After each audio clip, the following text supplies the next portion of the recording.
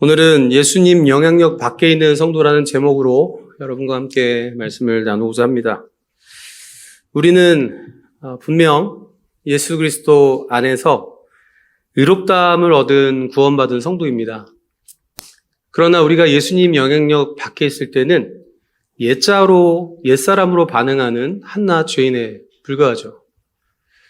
우리가 예수님 영향력 안에 있을 때는 새 사람으로 반응하지만 예수님 영향력 밖에 있을 때는 옛사람으로 반응하게 되는 것입니다. 오늘 본문 말씀에 등장하는 요아스라는 한 인물을 통해서 예수님 영향력 밖에 있는 성도가 어떤 반응을 보이는지를 여러분과 함께 나누고자 합니다. 예수님 영향력 밖에 있는 성도에게 나타나는 반응이 무엇일까요? 첫 번째로 하나님의 말씀을 듣지 않는다는 것입니다. 요아스 왕은 7살이라는 어린 나이에 왕이 되어서 대제사장 여호야다라는 이 사람을 통해서 그 영향력 아래서 하나님이 기뻐하시는 정직한 왕으로 잘 성장합니다. 역대하 24장 2절 말씀을 보면 제사장 여호야다가 세상에 사는 모든 날에 요아스가 여호와 보시기에 정직하게 행하였으며 라고 기록하고 있습니다. 역대하 24장 전반부 내용을 살펴보면 요아스가 하나님의 뜻 안에서 하나님이 기뻐하시는 통치를 이루고 있다는 것을 알 수 있습니다. 하나님을 전을 보수하는 일을 위해서 모든 백성들에게 헌금을 거두어서 그 모든 재정을 성전 보수하는 일에만 정직하게 사용했다라는 것을 성경은 기록하고 있습니다. 요아스가 당시 어두웠던 이 남유다의 미래를 밝힐 것 같은 한 줄기 빛과 같은 존재로 살아가고 있었으나 문제가 있었습니다. 무슨 문제였냐면 방금 읽었던 우리의 말씀 구절을 보면 요아스가 대제사장 여호야다가 살아있는 동안에만 하나님 앞에 정직하게 행했다고 성경은 기록하고 있습니다. 오늘 본문 말씀 17절 말씀 상반절 말씀을 보면 여호야다가 죽은 후에라는 말이 등장하죠. 여기에 여호야다가 죽은 후에라는 말은 아주 중요한 의미를 담고 있습니다. 이 여호야다라는 인물이 열왕기하 11장과 역대하 23장에 보면 하나님과 하나님 백성의 사이를 연결하는 중재자의 역할을 하는 존재로 등장합니다. 그래서 요아스가 여호야다의 영향력 안에 있을 때는 하나님 뜻 안에서 정직하게 행했지만 그 여호야다가 죽은 이후에는 그 영향력을 떠나서 자신의 욕망에 따라 반응하고 있다는 것을 오늘 본문에서는 자세히 기록하고 있습니다. 이것이 바로 성도가 예수님 영향력 밖에 있을 때 내면에 잠재되어 있던 이 옛사람이 외부의 어떤 공격들에 의해서 이 표출되고 있다는 것을 모형적으로 보여주고 있는 것입니다.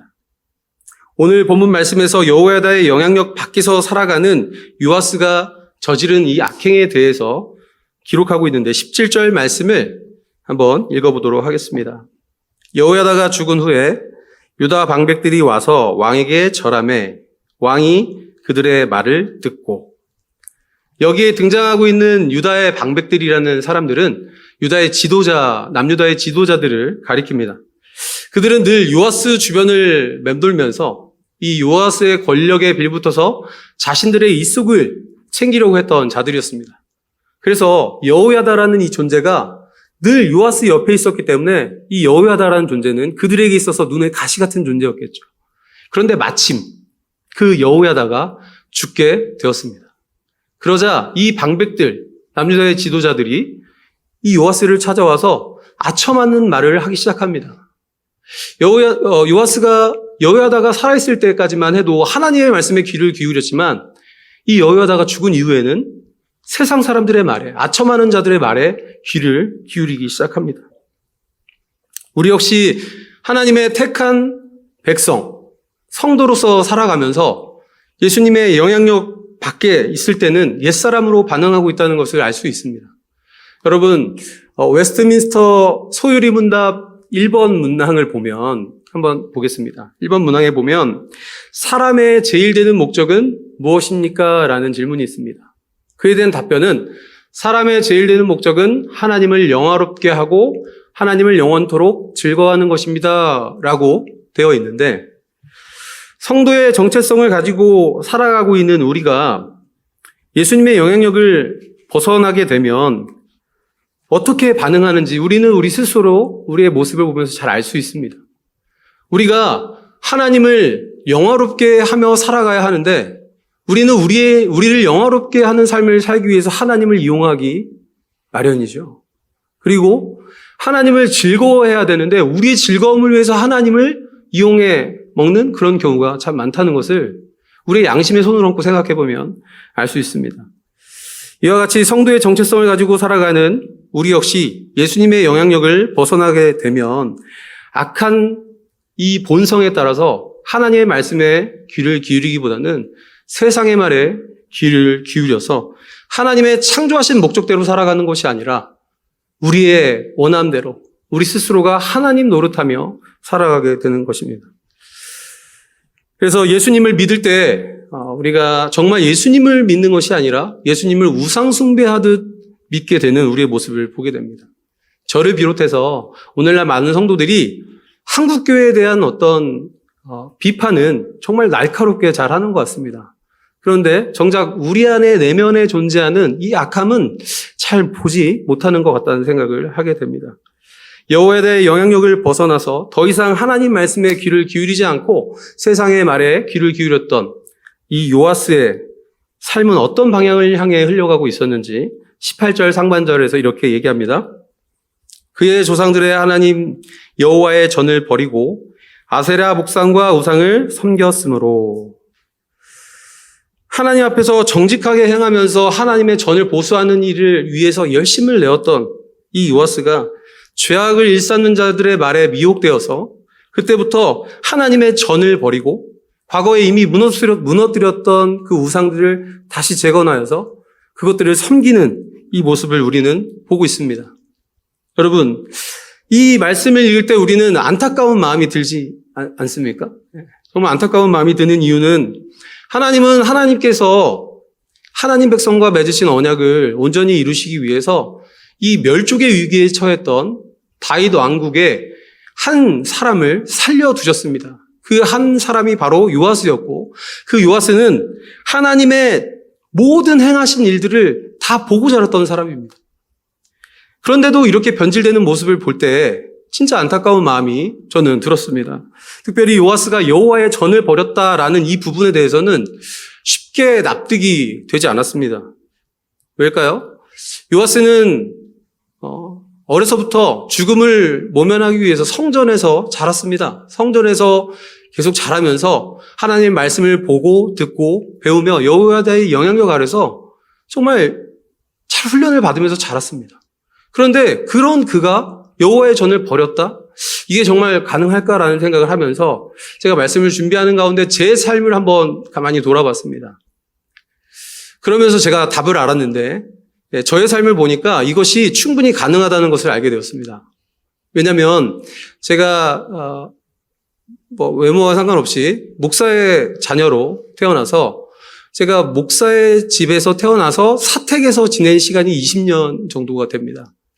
어려서부터 저희 아버지께서 저희에게 굉장히 많이 영적인 훈련을 많이 해주셨는데 제가 미취학 아동일 당시에는 새벽 예배나 그런 공적 예배를 의무적으로 참석하진 않았지만 아버지께서 새벽 예배를 다녀오시면 제가 한 3살 된 이후로부터는 항상 아침에 6시쯤 깨워서 구보를 시키셨습니다. 구보를 하면서 한 1.5km 정도 되는 그 거리를 구보하면서 보통 어린아이들은 구보를 하지 않죠. 그런데 보통 어린아이들은 참새 짹짹, 병아리 삐약삐약, 오리 꽥꽥 이렇게 해야 되는데 저는 저희 아버지께서 하면 저희 삼형제인데 삼형제가 뒤에서 된다. 안 되면 되게 하라. 할 수 있거든. 무슨 말이냐. 믿는 자에게 능치 못함 없다. 이런 구호를 외치면서 어려서부터 스파르타식의 교육을 잘 받았습니다.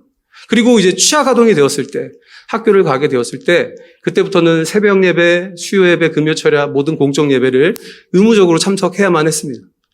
그렇게 한 20년 정도를 제가 부모님 곁에 있으면서 잘 훈련을 받았어요.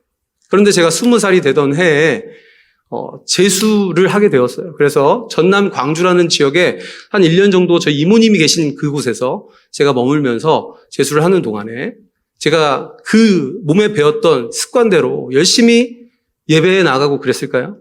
그러지 않았다는 것이죠. 한순간에 무너지는 것을 경험하면서 저 스스로도 좀 허무했습니다. 그렇게 오랜 시간 하나님 앞에 훈련을 잘 받았는데 어떻게 그게 무너지는 데는 일주일도 걸리지 않았나라는 생각을 해볼 때 요아스의 모습을 보면서 충분히 이해가 되었다는 것이죠. 이와 마찬가지로 우리가 예수님의 통치, 예수님의 영향력을 벗어나서는 옛사람으로 반응할 수밖에 없는 아주 우리는 악한 존재라는 것을 우리는 인정해야 됩니다. 그런 의미에서 오늘 본문 말씀을 통해서 우리는 요아스의 모습을 보며 우리가 지금 현재 예수님 영향력 안에 있는지 밖에 있는지 살펴봐야 된다는 것이죠. 성경은 요아스와 남유다의 이 행악의 결과로 하나님의 진노가 유다와 예루살렘에 임하게 된다고 기록합니다. 18절 하반절입니다. 그 죄로 말미암아 진노가 유다와 예루살렘에 임하니라. 성경 곳곳에서 하나님께서 하나님 백성을 돌이키실 때 주변 나라를 이용해서 벌하시는 경우들, 징계하시는 모습들을 우리가 찾아볼 수 있는데 오늘 본문에서도 역시 하나님은 남유다 백성들을 죄악으로부터 구원해내시기 위해서, 돌이키시기 위해서 그들을 아람이라는 이방 민족에게 넘겨줍니다. 역대하 24장 24절 말씀입니다.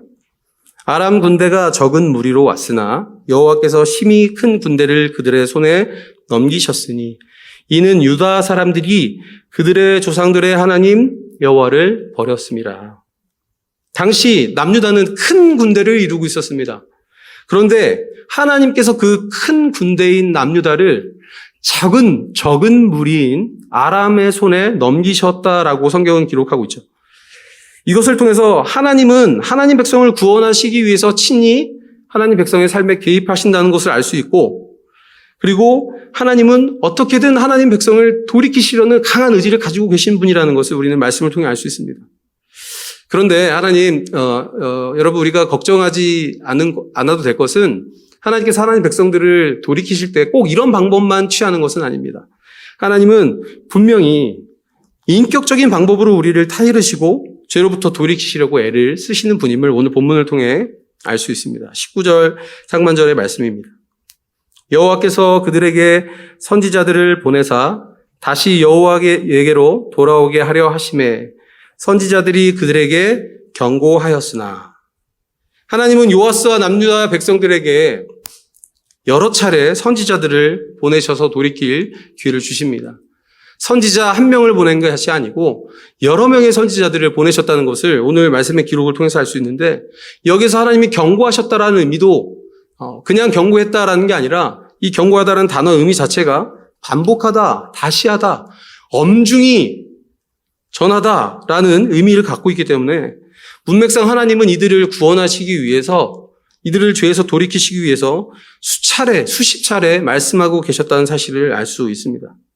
그럼에도 불구하고 요아스와 남유다의 백성들은 하나님을 듣지 아니하였다고 오늘 본문은 기록하고 있습니다. 19절 하반절입니다. 선지자들이 그들에게 경고하였으나 듣지 아니하니라. 방금 읽은 이 19절의 말씀은 아까 읽었던 17절의 말씀과 구조적으로 대조를 이루고 있습니다. 17절 말씀을 다시 한번 볼까요? 유다 방백들이 와서 왕에게 절하매 왕이 그들의 말을 듣고, 여호야다의 영향력을 떠난 요아스는 더 이상 하나님 말씀에 귀를 기울이지 않고 아첨하는 자들의 말에 귀를 기울이게 되었습니다. 그 결과로 요아스는 여호와의 전을 버리고 과거 불태웠던 모든 우상들을 다시 세워 그것들을 섬기게 된 것이죠. 이 말씀을 통해 우리는 다시 한번 분명히 알 수 있는 것은 예수님 영향력 밖에 있는 성도는 하나님의 말씀이 선포되어도 그 말씀을 듣지 않는다는 것을 알 수 있죠. 엄밀히 따지면 듣지 않는 것이 아니라 듣지 못하는 것이죠. 제가 어떤 집사님과 대화를 하면서 우리가 현재 누리고 있는 복음에 대한 감격, 이것들을 막 나눈 적이 있습니다. 이 복음을, 우리가 지금 누리는 이 복음을 한국교회 모든 성도들이 다 깨닫고 누리면 얼마나 좋을까요? 이런 얘기를 나눈 적이 있습니다. 아무리 하나님의 주옥 같은 말씀이 선포된다고 할지라도 예수님 영향력 밖에서 견고한 예자로 반응하는 성도는 하나님 말씀을 들어도 아무런 감흥을 느끼지 못한다는 것이죠. 그리고 아무런 변화를 경험하지 못합니다. 아무런 열매가 맺혀지지 않습니다. 여러분, 제가 하늘사랑교회에 와서 경험한 저의 짧지만 아주 임팩트 있는 은혜가 무엇이냐라고 했을 때 저는 아내하고의 관계 회복을 얘기할 수 있습니다. 아내가 이 자리에 없어서 조금 아쉽지만 복음 안에서 하나님이 끊임없이 저의 악함을 드러내시면서 아내하고의 관계에서 저의 악함을 계속 드러내시면서 제가 점점 낮아지는 자리로 저를 인도해 가시는 하나님의 그 능력을 제가 경험하면서 진짜 복음의 능력이 대단하구나라는 것을 스스로 경험하고 있습니다. 여러분, 예수님의 영향력을 벗어나는 순간 하나님의 말씀을 들어도 듣지 못하고 또 그 말씀을 깨닫고자 애를 써도 깨달을 수 없습니다. 그래서 우리가 교만할 수 없는 것이죠. 우리의 믿음이 우리 자신으로부터 말미암는 것이 아니라 모든 것은 결국 예수님의 영향력 안에서만 이루어지는 일이기 때문에 결국 우리가 기도할 때 이렇게 기도해야 되는 것이죠. 하나님, 우리를 오늘도 예수님 영향력 안에서 살아갈 수 있도록 은혜를 더하여 주십시오. 만약 우리가 구원파의 교리를 믿는 것처럼 한 번 구원받은 자들에게 무슨 은혜를 더 구할 게 있냐라는 태도로, 그런 오만방자한 태도로 하나님 앞에 살아간다면 그것은 복음을 오해하고 왜곡한 자들의 반응이라고 할 수 있습니다. 여러분, 혹시 지금 여러분의 삶 속에서 내가 지금 예수님의 영향력 안에서 살아가는지 밖에서 살아가는지 잘 구분이 안 되시거나 궁금하신 분이 계십니까? 이것을 구분하는 방법은 매우 간단합니다. 현재 지금 내가 누구의 말을 듣고 있는가? 내가 어떤 소리에 더 예민한가? 만약에 여러분이 지금 예수님 영향력 밖에서 살아가고 있다면 하나님의 말씀이 여러분에게 잘 들리지 않을 것입니다.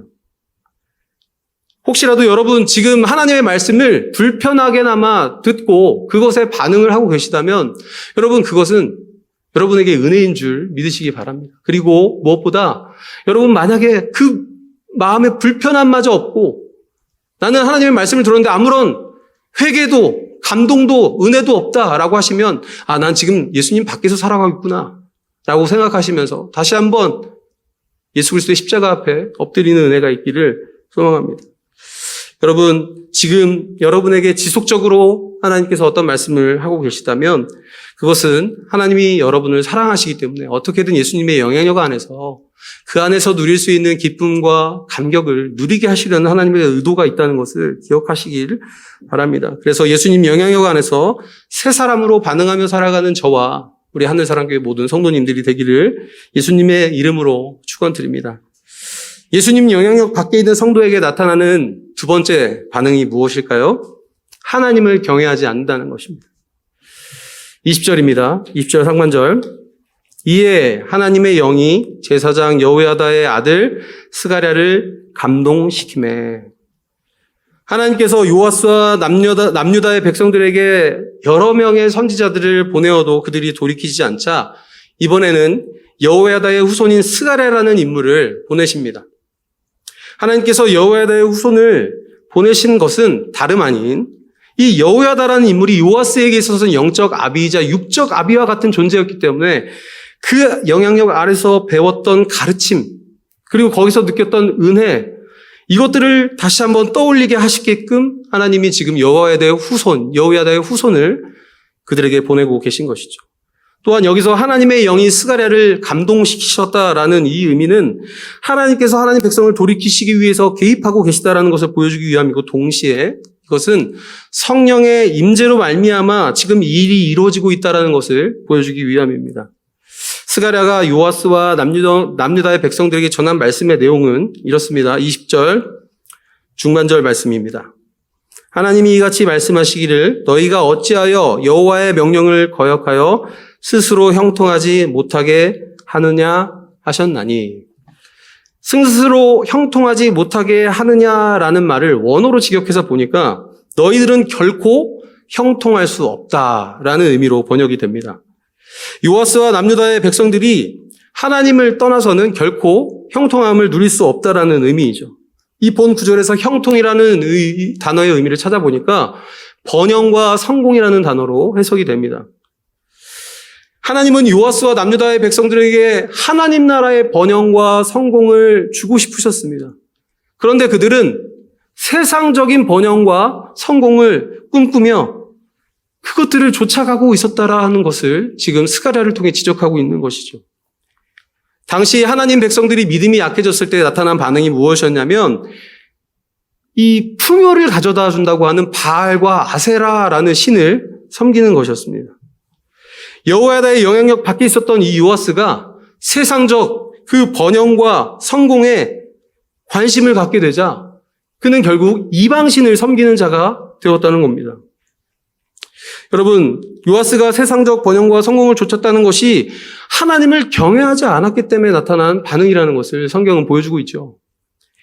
이와 같이 예수님의 영향력을 벗어난 성도는 하나님을 경외하지 않고 하나님 나라의 번영과 성공에 관심을 갖지 않고 눈에 보이는 세상적 번영과 성공에 관심을 갖게 됩니다.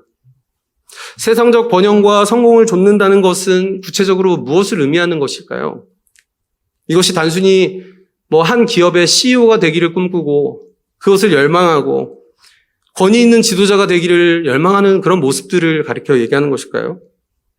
우리는 하나님 나라의 백성이라는 성도라는 정체성을 가지고 살면서 고민하는 것이 도대체 어디까지 욕심을 내는 것이 세상적 번영과 이 성공을 꿈꾸는 것인가에 대한 것이죠.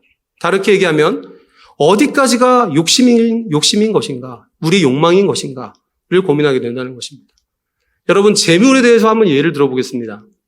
여러분에게 지금 집이 한 채 있고 그리고 차가 한 대 있습니다. 그리고 부부로 계산을 했을 때 연봉 5천만 원 정도로 잡으면 적당할 것 같습니다. 연봉 5천만 원 정도. 자, 이 수준의 이상을 원하면 욕망일까요? 저의 예를 들면 저는 지금 임대아파트에 사는데 저는 하루하루 살면서 하나님이 주시는 이 만나와 메추라기를 먹으며 살면서 되게 만족하면서 살고 있어요. 근데 저같이 그것에 하나님이 오늘 먹게 하신 것에 감사하지 못하고 살면 욕망을 품고 사는 그런 악한 성도일까요? 여러분, 우리가 얼마의 재산을 소유하고 있느냐가 욕망의 기준이 되지 않는다는 것 여러분 아실 겁니다.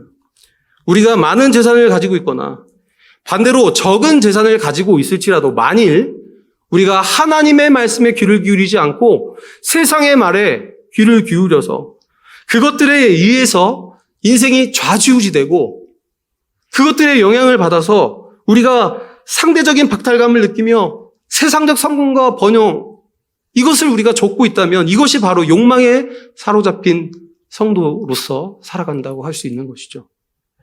사복음서에 예수님을 만난 부자 청년에 대한 이야기 여러분 들어보셨을 것입니다. 어려서부터 하나님의 율법 10계명을 아주 철두철미하게 지켰던 이 부자 청년은 스스로 하나님을 경외하는 자다라는 것에 대한 자부심, 이 부심이 엄청났습니다. 그래서 예수님을 만났을 때 그가 예수님께 질문합니다. 예수님, 내가 예수님의 말씀, 그 하나님의 말씀을 다 지켜 행했는데 이제 영생을 얻는 방법만 알면 모든 게 다 완벽합니다. 그래서 마태복음 19장 16절에 이렇게 질문하는 것이죠. 선생님이여 내가 무슨 선한 일을 하여야 영생을 얻으리이까? 예수님께서는 이 청년의 내면을 깊이 통찰하고 계셨죠. 그래서 그의 허를 찌르는 말씀을 하십니다. 예수께서 이르시되 내가 온전하고자 할진대 가서 내 소유를 팔아 가난한 자들에게 주라. 그리하면 하늘에서 보화가 내게 있으리라. 그리고 와서 나를 따르라 하시니 이후의 반응을 알고 계십니까? 이후에 부자 청년이 이렇게 반응합니다. 22절입니다. 그 청년이 재물이 많음으로 이 말씀을 듣고 근심하며 가니라. 예수님은 지금 이 청년에게 하나님 나라의 번영과 성공을 그 자리로 초대하고 계십니다. 그런데 그 청년은 하나님 나라의 번영과 성공에는 별로 관심이 없던 것 같습니다. 결국 세상적인 번영과 성공을 원했기 때문에 예수님의 초대를 거부하고 있는 것이죠. 한평생 자신 스스로는 하나님을 경외하는 자라고 자부하며 살았는데 결국 결정적인 순간에 자신이 재물을 더 사랑하는 자임이 드러나고 있는 것입니다. 우리는 간혹 이 부자 청년처럼 스스로에게 속아서 난 진짜 하나님을 경외하는 사람이지 라고 생각할 때가 자주 있지 않습니까? 우리가 하나님께 나름 많은 것을 헌신하여 드리며 헌금을 많이 드리고 예배에 빠지지 않고 말씀을 많이 읽고 하는 우리의 행위들을 보며 난 진짜 하나님을 경외하는 사람이야 라고 생각하고 있지는 않습니까?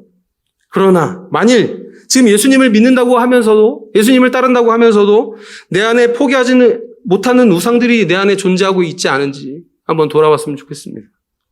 꼭 재물에 대한 욕망이 아니더라도 하나님보다 더 우위에 두고 있는 경외의 대상이 우리 안에 있지 않은지 한번 좀 생각해 봤으면 좋겠습니다.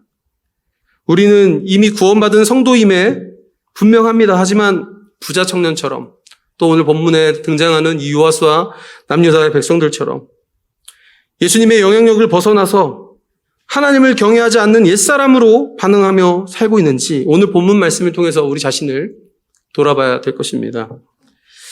오늘 본문에서 영적인 가치를 버리고 세상적인 가치를 쫓아 멸망의 길로 향하는 요아스와 남유다의 백성을 돌이키시기 위해서 하나님은 스가랴를 통해 강력하게 경고하고 계십니다. 20절 하반절입니다. 너희가 여호와를 버렸으므로 여호와께서도 너희를 버리셨느니라 하나. 여기서 하나님께서 이들을 미워하셔서 버리신다라는 그런 의미로 해석하지 않고 이것은 멸망의 길로 향하는 하나님의 백성들을 하나님이 돌이키시기 위한 그 애타는 심정을 표현하고 있는 것이라고 해석하는 것이 옳습니다.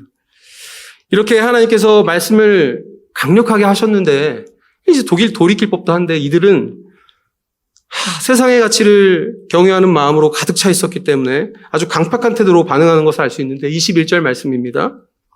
무리가 함께 꾀하고 왕의 명령을 따라 그를 여호와의 전뜰 안에서 돌로 쳐 죽였더라. 본 절에서 방금 읽은 이 구절에서 한글 성경에 번역되지 않은 몇 가지의 단어가 있습니다. 무리가 함께 꾀하고 라는 말 뒤에 그에게 대항하여 라는 말이 생략이 되어 있는데 이것은 지금 스가랴라는 한 인물을 대항하고 있다는 것이 아니라 하나님께서 보내신 성령의 보내심을 받은 이 한 사람을 대항함으로써 성령을 거스르고 있다는 것을 보여주고 있는 것이고 또 그들이 이 함께 모여서 음모를 꾸몄을 때 그 즉시 그들이 얘기를 듣자마자 그 즉시 음모를 꾸몄다라는 것을 이 접속사가 연결해주고 있고 또 스가랴를 돌로 쳐 죽일 때도 마찬가지로 그 즉시 그를 돌로 쳐 죽였다라고 원문에서는 기록하고 있습니다. 이 대제사장의 여호야다의 영향력 밖에 있었던 요아스는 자신을 죄악으로부터 돌이키시려고 하는 하나님의 경고의 메시지를 듣고 그 즉시 분노로 반응하고 있다는 것을 말씀을 통해 알 수 있다는 것이죠. 이와 같이 예수님 영향력 밖에 있는 성도는 하나님을 경외하지 않기 때문에 이 경고의 메시지를 듣고 두려워하거나 회개를 하는 것이 아니라 도리어 자신의 인생에 개입해 오시는 그 하나님의 은혜에 대하여 분노로 반응하게 되는 것입니다. 여러분, 하나님은 우리에게 오늘날 육성으로 말씀하시지는 않지만 주로 성경을 통해 하나님의 말씀을 통해 우리에게 경고하시고 상황과 관계를 통해 우리에게 경고의 메시지를 보내십니다. 하나님께서 이렇게 우리의 우상을 드러내실 때 우리는 주로 긍정적으로 반응하기보다는 부정적인 모습으로 반응할 때가 참 많습니다. 예를 들면 이런 거죠. 설교 시간에 선포되는 어떤 말씀을 통해서 우리의 우상이 건드려졌을 때 그것으로 하나님이 지금 나의 우상을 건드리고 계시는구나 라고 생각하기보다는 나의 예민한 부분을 건드시는 하나님에 대해서 원망하거나 또 어떤 경우에는 목사님의 설교를 듣고 목사님이 지금 나의 어떤 단점에 대해서 지금 표적 설교를 하고 계시는구나 라고 생각하는 경우도 있다는 것이죠.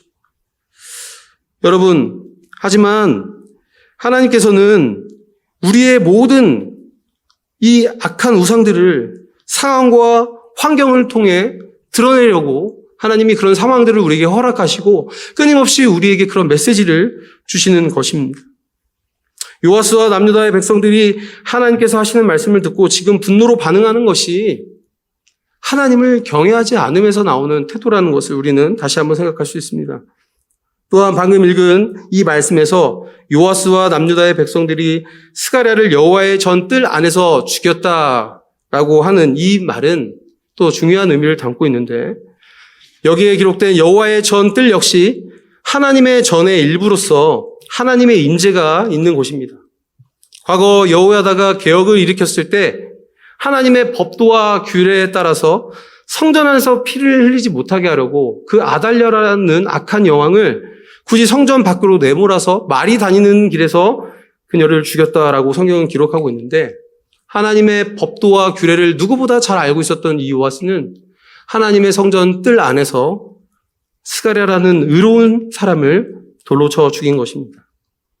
스가랴라는 이 하나님의 사람은 하나님의 백성들에게 구원의 메시지를 전달하러 온 하나님의 메신저였습니다. 그런데 요아스와 남유다의 백성들이 자신들을 죄에서 돌이키려고 찾아온 그 의로운 사람 스가랴를 하나님의 전뜰 안에서 돌로 쳐 죽인 것이죠. 예수님 역시 우리를 죄악으로부터 돌이키시기 위해서 우리를 위해서 이 땅 가운데 친히 찾아와 주셨습니다.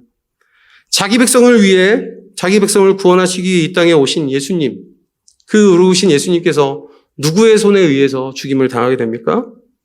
우리가 알다시피 예수님은 로마의 위정자들이나 지도자들에 의해서 죽임을 당한 것이 아니고 소위 하나님을 믿는, 스스로 하나님의 백성이라 자부하는 바리새인과 서기관들을 위시한 그 유대인들을 통해서 죽임을 당하신 것이죠.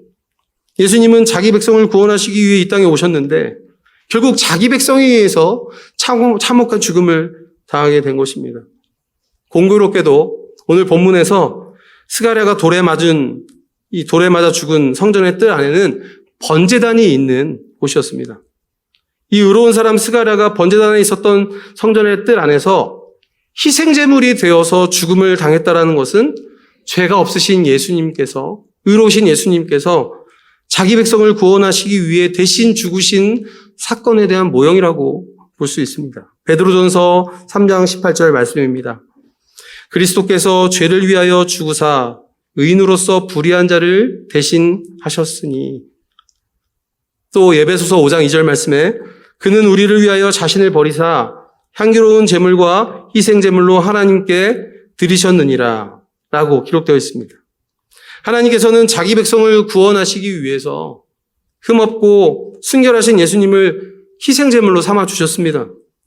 또 이 유한한 공간 속에서 정말 하나님의 뜻을 다 이해할 수 없는 우리를 이해시키시기 위해서 그 눈높이에 맞게 하시려고 이 육신의 몸을 입고 이 땅 가운데 오셔서 우리를 대신해서 십자가에 매달려 죽으신 것입니다. 우리가 예수님을 믿으면서 가장 누리는 큰 축복이 무엇일까요? 여러분에게 있어서 예수를 믿는데 누리는 가장 큰 축복은 무엇입니까? 누군가 저에게 이 질문을 한다면 저는 죽을 수밖에 없었던 죄인인 저를 구원하심으로 이 땅 가운데 예수 그리스도의 그 십자가를 바라보며 다시 한번 소망을 갖게 하셨다라는 이 사실이 저에게는 예수 믿는 가장 큰 축복이라고 생각합니다. 여러분, 우리가 수고와 슬픔뿐인 이 세상을 살아가면서 이 예수 그리스도의 십자가의 사랑이 아니었다면 무엇이 우리의 소망이 되었을까요? 다시 한번 이 오늘 본문 말씀을 통해 예수 그리스도의 십자가의 사랑을 우리로 하여금 떠올리게 합니다. 오늘 본문의 마지막 절은 오늘 이야기의 전체 내용을 정리해주고 있습니다. 22절 말씀입니다. 요아스 왕이 이와 같이 스가랴의 아버지 여호야다가 베푼 은혜를 기억하지 아니하고 그의 아들을 죽이니 그가 죽을 때에 이르되 여호와는 감찰하시고 신원하여 주옵소서 하니라.